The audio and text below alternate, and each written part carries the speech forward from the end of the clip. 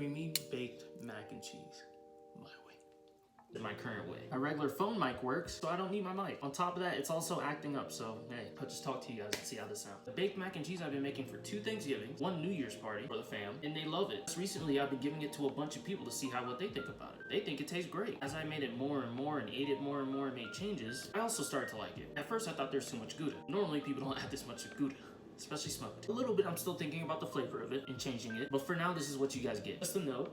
If I do record it, I'll throw in a couple of clips of people's reactions to the flavor. I hope you guys enjoy and you make this. Tell me what you think about it. You're gonna get into it. I will say this is my favorite side dish on the Thanksgiving table. See this big bowl of cheese because I forgot to say put your oven to 350. 1 pound of elbow. To be honest, you can use any short pasta you want. Porchetta or shells is a good one. Pour it into a pot.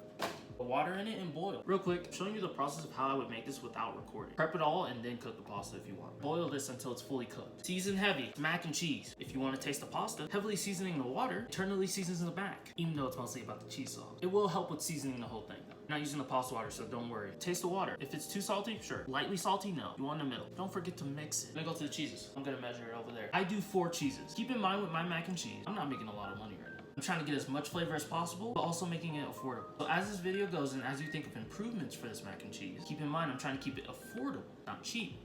Affordable. Got pepper jack, like the pepperiness and the mild flavor that comes from it. Mozzarella. You can use string cheese, don't use pre-shredded. It's got those anti-caking agents messing with the meltiness. Sharp cheddar, and to add some smokiness, a little bit of fruitiness, sweetness, nice flavor. Smoked Gouda. I got this for like $3.25. Pretty good price for smoked Gouda. It even came with the rings. I will say you don't need the rind. You can do it without. I've even used regular Gouda and it's pretty good. Smoked is better. Like I said, shred it yourself. 8 ounces of the sharp cheddar, 7 of the Gouda, 4 of the pepper jack, 3 of the mozz. I'm done with shredding the cheese for the cheese sauce. Now mix it together. My elbows are done, so I'm gonna strain it. I'm just gonna let it sit to the side. I'm not using breadcrumbs. That's more money. So we're gonna top this with cheese. Get a nice brown top. It'll be cheese that goes through the Maillard reaction and add even more flavor. Have more complex flavors, even better flavors. Give you a slight textural component too. Slight.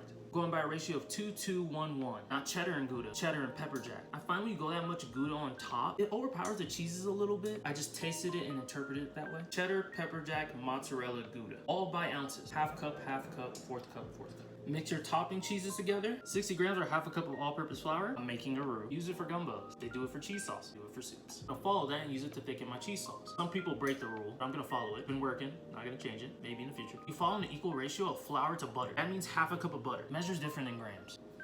I'm not gonna calculate it. You need to add liquid to give this cheese sauce some body. Got some heavy cream and milk in here. I usually put 20 ounces of milk. Someone told me just a little thicker. I'm gonna take that advice. And now I'm trying 18. 20 ounces is 2.5 cups of milk. Remember, fat is flavor, so I'm using whole milk. And I got 14 ounces of heavy cream in here. 1 3/4 cup. I much prefer creamy over stretchy. There's more stuff you need to add in here. Mustard, not mustard powder. This adds acidity, plays a huge role in the background. Why? Not its flavor. Tiny bit. It adds a super tiny bit. It's good. Acidity. For brightening things up, you want to bring flavors out. Regular yellow mustard. 5 grams, 1 teaspoon. I want to add a hot sauce so it can add a little bit of flavor. I thought it would go well with the cheddar and Gouda. Mostly the Gouda. Sambal would be way better doing sriracha. It adds more acidity. It takes a tiny bit of the richness away. 5 grams. I don't have any pepper, but you can crack some pepper in there if you want. 1/4 teaspoon. Never tested it. I've only cracked it on after I'm done plating. Half a teaspoon garlic powder. Add it in there, mix. If you want to toast the garlic powder, go for it. If you don't listen to my instructions, your mac and cheese can be grainy. Huge pot, medium heat. Add your butter. I would cut it up into chunks. Melts faster. None of the butter gets a chance to brown. As soon as it's fully melted, add your flour. It'll whisk. If I were you, continuously whisk. Make sure all that flour gets in the butter. Go for 2 to 5 minutes. Why such a wide range? Some stoves are different. It takes a while to get to golden, which you're trying to get to. Back at home, it took 2 minutes. I'm at 7,000 elevation. It takes around 3-4 minutes up here. If you let it sit and you don't mix, first off, the flour's not all gonna cook. Second, it's gonna get stuck to the bottom and start browning. Potential burning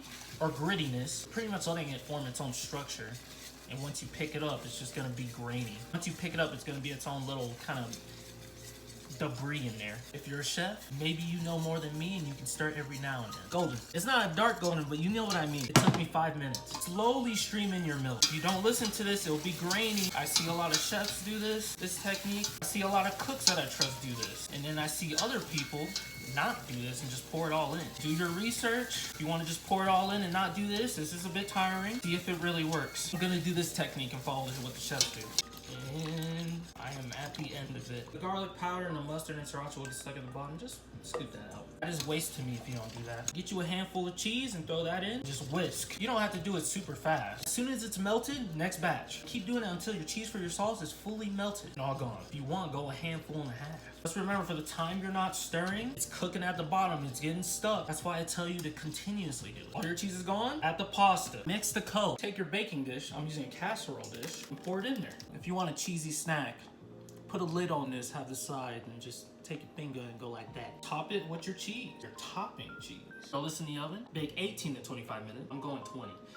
Usually 20. When it's done, it's bubbly, cheese melted, it's browned a little bit, and then you'll flip the broiler on. Anyway, I'm gonna get it in. I'm gonna turn the broiler on because it's done. But that's how it looks. I hope you guys got a good side of it. That's how it looks. Brown the top, nice and golden brown. My broiler heats unevenly. Even when I rotate it, it still hits the center. Yeah. Don't want to mess up the counter. See what I mean? Now, if you don't want to burn the top of your mouth, let it rest for 20 to 30 minutes. If you want to take a burner and rest. I'm also taking this to a Friendsgiving event, thrown by the place where I'm living.